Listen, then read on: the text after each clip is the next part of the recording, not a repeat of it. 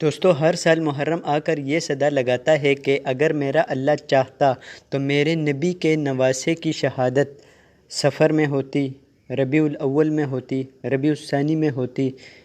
11 مہینے نہیں پڑے ہوئے محرم کے علاوہ، سفر میں ہوتی، ربیع الاول میں ہوتی، ربیع الثانی میں ہوتی، جمادی الثانی میں ہوتی، جمادی الاول میں ہوتی، رجب میں ہوتی، شعبان میں ہوتی، رمضان سب سے بابرکت مہینہ ہے رمضان میں ہوتی۔ رمضان میں کیوں نہیں ہے؟ اچھا، رمضان کے بعد شوال میں ہوتی، شوال کے بعد ذوالقعدہ میں ہوتی، ذوالقعدہ کے بعد ذوالحجہ میں ہوتی۔ محرم میں کیوں رکھا ہے کہ ہر سال، ہر آنے والا سال ہم تو اندھے ہو کر گزر جاتے ہیں محرم سے، اور جنوری میں سارے بیدار ہو جاتے ہیں۔ ٹھیک ہے، وہ بھی میرے اللہ کے بنائے ہوئے مہینے ہیں، لیکن اللہ تعالیٰ نے اس امت کی جھولی میں محرم کو ڈالا ہے، اور جنوری دوسروں کے لیے ہے۔ یعنی جنوری میں جون سا سال شروع ہوتا ہے وہ دوسروں کے لیے ہے، اور محرم سے جون سا سال شروع ہوتا ہے وہ مسلمانوں کے لیے ہے۔ اللہ تعالیٰ نے اس مبارک مہینے یعنی محرم کے اندر، کیونکہ یہ مہینہ جو ہے یہ شروع سے ہی مقدس چلا آ رہا ہے، اس مہینے میں اللہ تعالیٰ نے حضرت آدم علیہ السلام کی توبہ محرم الحرام کے مہینے میں قبول ہوئی۔ حضرت آدم علیہ السلام اور اماں حوا کی ملاقات ہوئی میدان عرفات میں 10 محرم کو۔ دوسرا بڑا واقعہ، حضرت نوح علیہ السلام کی کشتی جودی پہاڑ سے ٹکرائی 10 محرم کو۔ تیسرا بڑا واقعہ، حضرت موسیٰ علیہ السلام نے سمندر کو پار کیا اور فرعون ڈوبا۔ چوتھا بڑا واقعہ، حضرت یونس علیہ السلام کو مچھلی کے پیٹ سے نکالا گیا 10 محرم کو، اور اللہ تعالیٰ نے ان کی حفاظت فرمائی۔ دوستو یہ تو ایک بہت لمبی فہرست ہے، لیکن چند ایک بڑے واقعات میں نے آپ کو بتا دیے ہیں کہ جو 10 محرم کو پیش آئے۔ تو دوستو اس سے آپ کو پتہ چل گیا ہوگا کہ محرم الحرام یعنی 10 محرم کی کتنی زیادہ فضیلت ہے۔ دوستو ان سب واقعات سے بڑھ کر جون سا واقعہ 10 محرم کو پیش آیا وہ تھی میرے نبی کے نواسے کی شہادت اور پورے خاندان کی شہادت۔ یہ کتنا بڑا خاندان ہے پہلے یہ دیکھو۔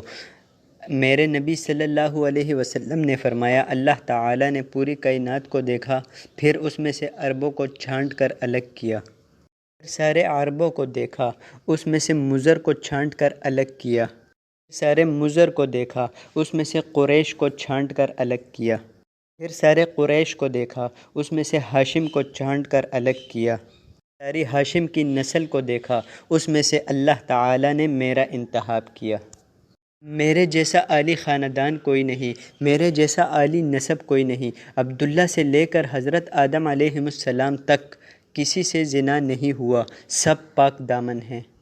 میرے نبی پاکیزہ سلسلوں سے آئے، اور ہر باپ کا ماتھا روشن ہو جاتا تھا جدھر میرے نبی کا نور جاتا تھا۔ آدم علیہ السلام کے 10 بیٹے تھے، شیث علیہ السلام سے آپ کا نسب حضرت آدم علیہ السلام سے ملتا ہے۔ حضرت شیث علیہ السلام کا ماتھا روشن تھا، تو حضرت آدم علیہ السلام نے ان سے فرمایا کہ بیٹا تیری پشت میں ایک امانت ہے جو تیرے باپ سے بھی زیادہ قیمتی ہے۔ تو حضرت شیث علیہ السلام نے پوچھا کہ بیٹا باپ سے زیادہ قیمتی وہ کیسے؟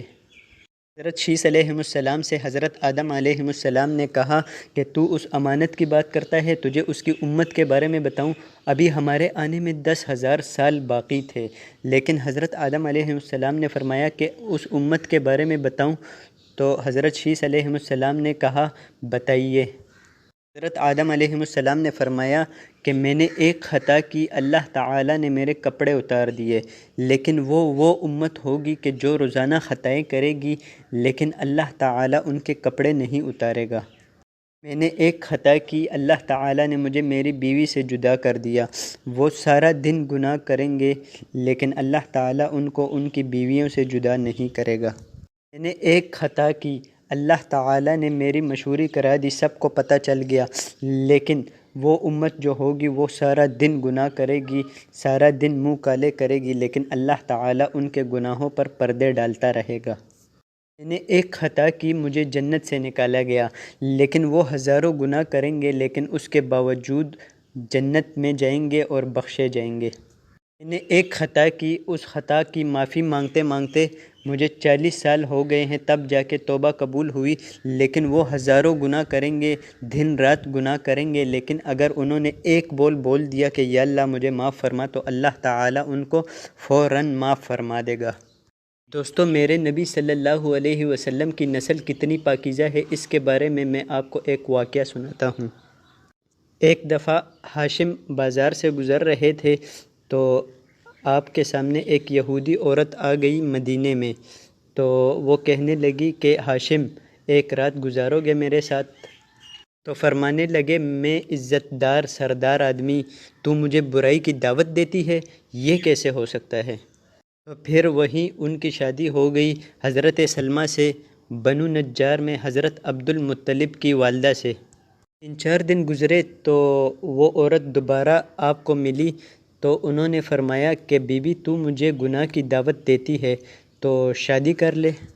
تو اس عورت نے آپ کو غور سے دیکھا اور کہنے لگی ہاشم مجھے غلط نہ سمجھو، میں بہت عزت دار عورت ہوں، میں نے تیرے ماتھے پر آخری نبی کا نور دیکھا تھا، میرا جی چاہا وہ میرے پاس آ جائے لیکن وہ تو سلمہ لے گئی۔ دوسرا واقعہ آپ کے والد کے ساتھ پیش آیا، حضرت عبداللہ کے ساتھ پیش آیا۔ آپ بازار میں جا رہے تھے تو ایک عورت نے آپ کو دیکھا اور کہنے لگی عبداللہ تیرے بچنے پر 100 اونٹ لگے تھے، تو 100 اونٹ میں دینے کو تیار ہوں، بس میرے ساتھ ایک رات گزار لو۔ اس عورت نے بھی نور نبوت دیکھا تھا، تو وہ کہنے لگے نہیں میں عزت دار آدمی ہوں، ایسا نہیں ہو سکتا۔ بالکل دادے والا واقعہ پیش آیا، جیسے ہاشم کے ساتھ پیش آیا تھا اسی طرح عبداللہ کے ساتھ بھی پیش آیا۔ چند دن بعد حضرت فاطمہ سے شادی ہو گئی تو وہ نور نبوت ادھر منتقل ہو گیا، تو وہی عورت آپ کو کچھ دنوں کے بعد بازار میں ملی، تو آپ نے اس کو دعوت دی کہ تو شادی کر لے۔ تو اس عورت نے آپ کو غور سے دیکھا اور کہا کہ عبداللہ مجھے غلط نہ سمجھنا، لیکن تیرے ماتھے پر آخری نبی کا نور تھا، وہ تو اب آمنہ لے گئی۔